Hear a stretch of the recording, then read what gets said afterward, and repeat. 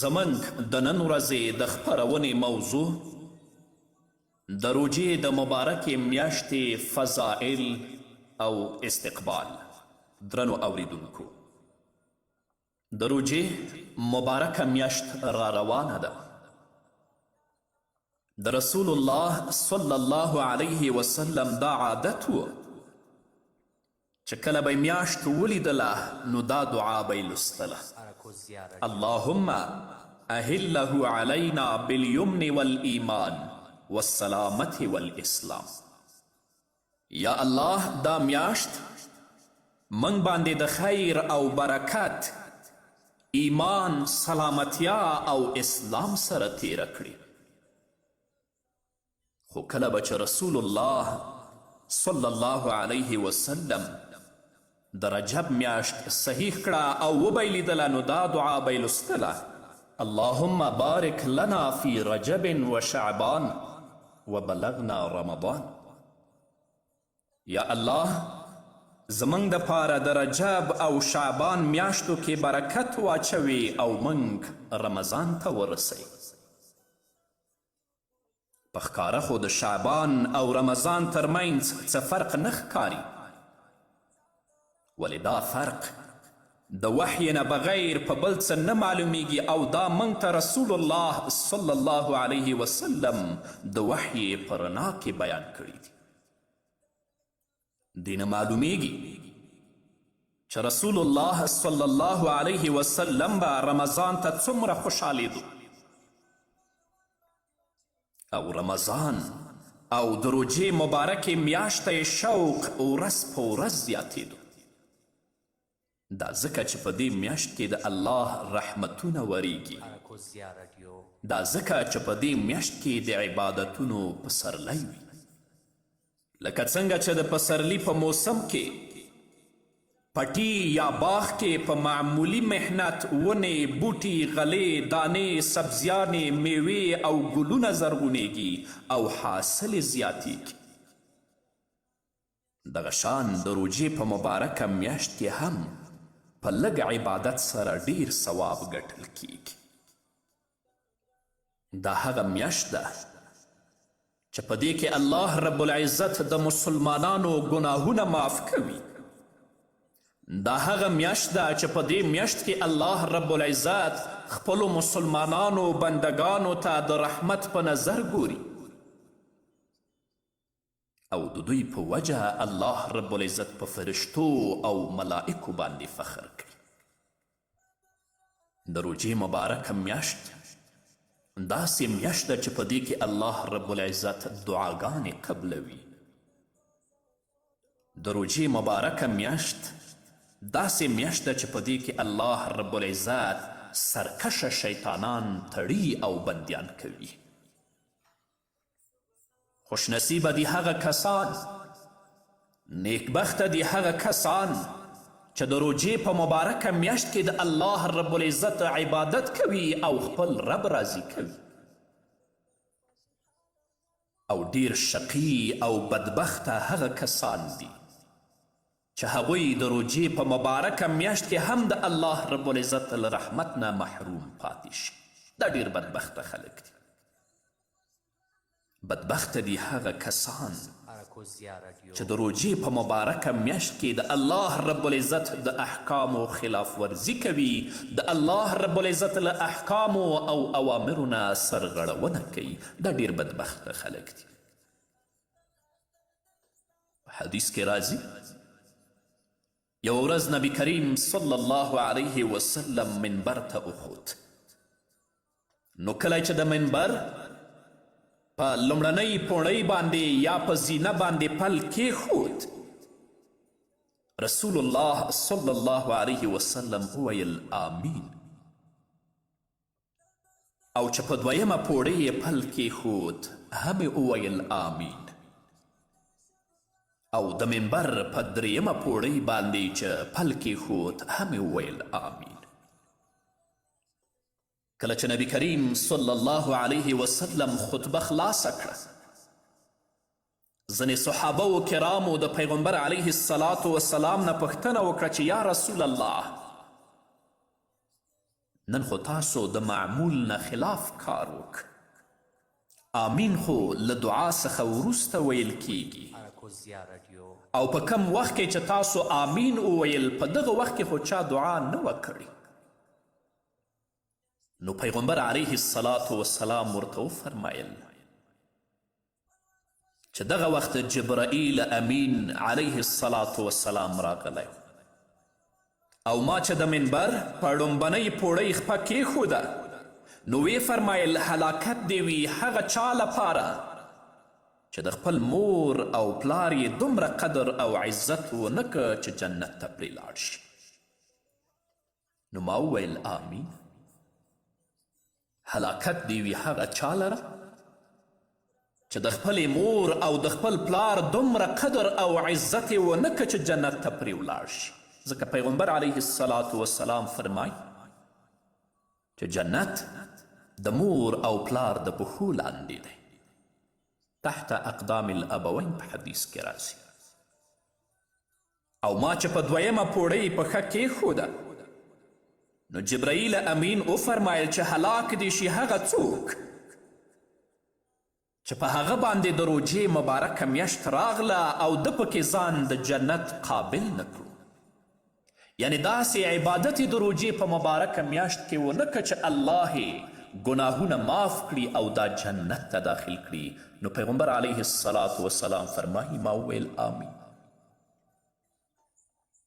او ما چې په درېیمه پوړۍ پښه کیښوده نو جبرائیل امین وفرمایل هغه کس دې هلاک شي د چا په وړاندې چې ستا نوم واخیستل شي، یعنی محمد وویل شي او درود شریف ونه وایي. نو ما وویل آمین. ټول یو وار په محمد رسول الله صلی الله علیه وسلم باندې درود ووایي.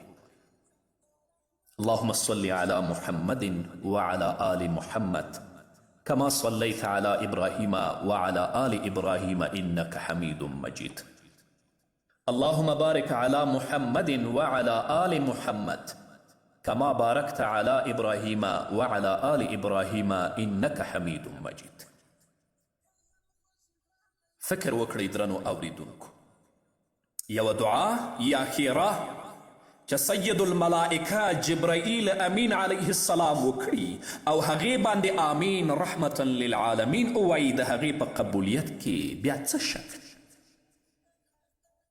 د دنیا په محدود ژوند باندې مه دوکه کیږئ. د خپلې مورجانې په قدر باندې پوه شئ، د خپل پلارجان په قدر باندې پوه شئ. د خپلې مور قدر به تا ته هله راشي چې کله کور ته راننوځې او په کوټه کې خپله مور ونه وینې. د خپل پلار په قدر باندې به هله پوه شي چې د هغه د شفقت او د مینې لاس ستا له سر نه د تل لپاره ختم شي او هیسته شي. الحمدلله ډیری ځوانان ورونه او ډیری پیغلې خویندې داسې لرو چې هغوی په خپل ژوند کې د خپلو والدینو احترام ساتي، د هغو عزت ساتي، د هغو پوره درناوی کوي، د هغو حقوق یې پیژندلي دي. دا خلک کامیابه دي هم په دنیا کې او هم په آخرت کې. خو ډیری داسې غافله ځوانان او غافله خویندې لرو چې د هغوی نه مور او پلار کړیږي. د دوی د بدو کړنو نه هم مور اوښکې تویوي او هم پلار اوښکې تویوي. دا هغه کسان دي چې دوی ته جبرائیل امین ښیرا کړې او محمد رسول الله پې آمین ویل دي. څنګه چلند چې خپلې مور او خپل پلار سره وکړي، همداسې چلند به ستا اولاد ستا سره کوي. که دې د خپلو والدینو عزت او درناوی کړی وي، همداسې به ستا اولاد ستا درناوی او ستا عزت کوي. او که ستا مور او ستا پلار ستا د بدو کړنو او بدو اعمالو له لاسه اوښکې تویې کړي وي، هغوی دې ځورولي وي، هغوی دې کړولي وي، همداسې به دې اولاد ځوروي، همداسې به دې اولاد کړوي. ته چې اوس په ژوند کې والدینو سره ښه نه کوې، بیا له خپلو اولادونو څخه د ښو تمه هیڅکله مه کوه. نو د روژې مبارکه میاشت ده، ځان مه محرومه کوئ. ځان په هغو کسانو کې مه راولئ چې جبرائیل امین ورته ښېراوې کړي او محمد رسول الله پرې آمین ویلي دي، بلکې د الله د حکمونو پابند شئ، د الله د اوامرو پابند شئ. دا مبارکه روژه او دا مبارکه میاشت په خپل ژوند کې ځان لپاره فرصت او غنیمت وګڼئ چې الله مو ګناهونه معاف کړي او الله رب العزت مو درجې اوچتې کړي. د الله رب العزت نه ځان لپاره او ستاسو لپاره په دې مبارکه میاشت کې د نیکو اعمالو د توفیق غوښتونکی یم. د مشکات حدیث دی، راوی د حدیث حضرت سلمان فارسی رضی الله تعالی عنه دی. هغه فرمای خطبنا رسول الله صلی الله علیه وسلم في آخر يوم من شعبان فقال يا أيها الناس قد أظلكم شهر عظيم شهر مبارك شهر فيه ليلة خير من 1000 شهر. سلمان فارسی رضی الله تعالی عنه وای چې نبی کریم صلی الله علیه وسلم موږ ته د شعبان په آخر کې خطبه راکړه او وی فرمایل ای خلکو یوه بختوره میاشت تاسو باندې را روانه ده. دا ډیره برکتي میاشت ده. دې کې یوه شپه ده چې د زرو میاشتو نه غوره ده چې هغه د قدر شپه ده. جعل الله صيامه فريضة وقيام ليله تطوعا. دا داسې میاشت ده چې الله پاک تاسو باندې د دې روژې فرض کړي دي او د شپې ودرېدل یعنی تراویح نفل ګرځولی دي. نفل په دې معنا چې د فرضو نه زیاتي دي. من تقرب فيه بخصلة من الخير كان كمن أضى فريضة فيما سواه ومن أضى فريضة فيه كان كمن أضى 70 فريضة فيما سواه. څوک چې په دې میاشت کې الله رب العزت ته د نږدې کېدو دپاره څه نفل عبادت وکړي هغه ته به د فرضو په اندازه ثواب ورکول کیږي. او چا چې دې میاشت کې یو فرض عبادت ادا کړ دا داسې ده لکه چې نورو میاشتو کې 80 فرضونه ادا کړي وي. وګورئ د الله رحمت ته په موږ او تاسو باندې. په دې میاشت کې که ته نفلي عبادت کوي الله رب العزت تا ته د فرضو بدله درکوي. او په دې میاشت کې که ته فرضي عبادت ادا کوي الله رب العزت تا ته د 80 فرضونو بدله درکوي. وهو شهر الصبر والصبر ثوابه الجنة وشهر المواساة وشهر يزاد فيه رزق المؤمن. د روژې مبارکه میاشت د صبر میاشت ده. خوراک نه کوې صبر کوې، څکاک نه کوې صبر کوې، جما نه کوې صبر کوې، ګناه نه کوې صبر کوې او د صبر ثواب او بدله جنت دی. همدارنګه د روژې مبارکه میاشت یو بل سره د غمخوري او همدردي میاشت ده. په دې میاشت کې باید شتمن خلک، سرمایهداران خلک ځان د فقراو او د مساکینو له حاله خبروي، هغوی سره به همدردي کوي. دوی ته به په دې میاشت کې د ولږې او تندې معلومات شوی وي. کله چې ته پیشنمي لپاره کینې ته خو یې وس لرې 3-4 رقمه خواړه به په دسترخوان درته پراته وي.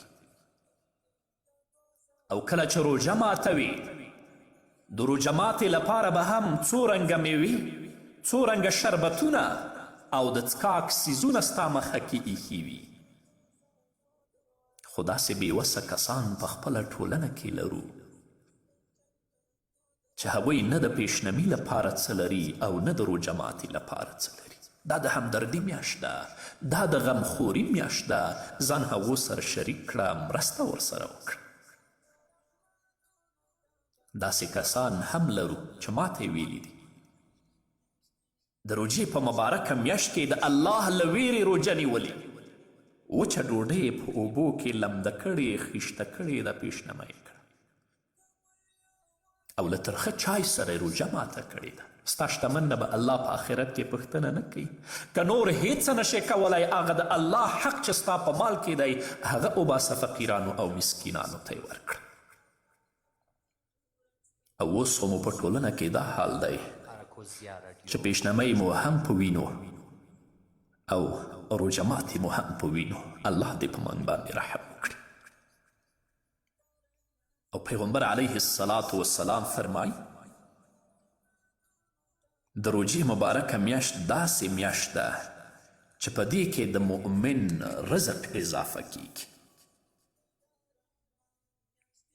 من فطر فيه صائما كان له مغفرة لذنوبه وعتق رقبته من النار وكان له مثل أجره من غير أن ينتقص من أجره شيئا. پیغمبر علیه الصلاة والسلام فرمایي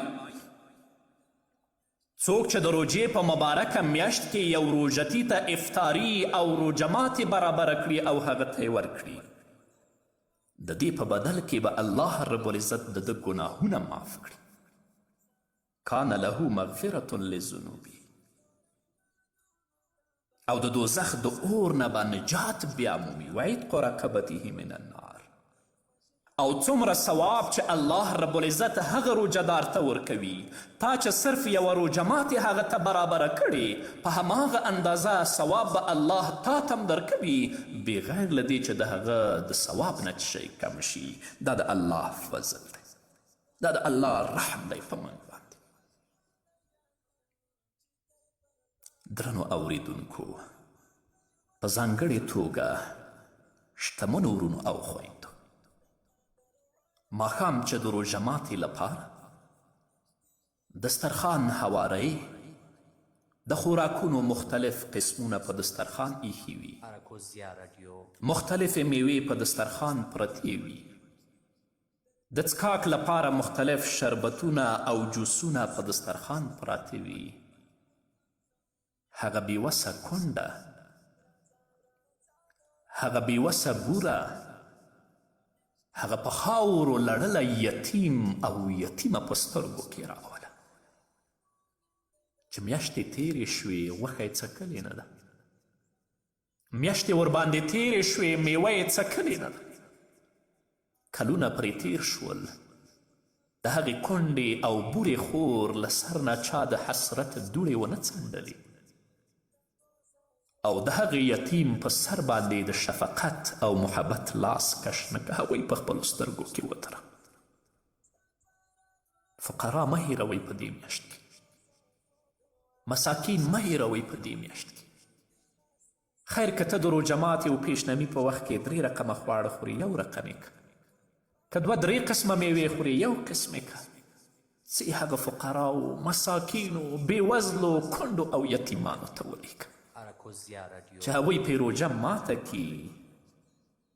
الله به ستا ګناهونه معاف کړي، الله به د جهنم له اوره نجات هم درکړي، او څومره اجر او ثواب چې الله هغوی ته ورکوي، په هماغه اندازه اجر او ثواب به الله تا ته هم درکوي.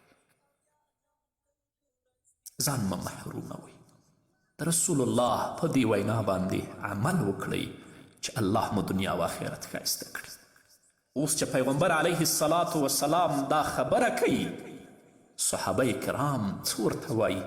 دا به اورو قدرمنو اوریدونکو، خو په بلې خپرونه کې. نو دا وه زموږ د نن ورځې خپرونه چې ستاسو درانه حضور ته وړاندې شوه. تر بلې خپرونې پورې چې زه بیا هم ستاسو درانه حضور ته راځم، تاسو ټول په لوی او بخونکي الله سپارم. پاتې ژوند مو نیکمرغه، ښاد، بریالي او کامیاب اوسئ.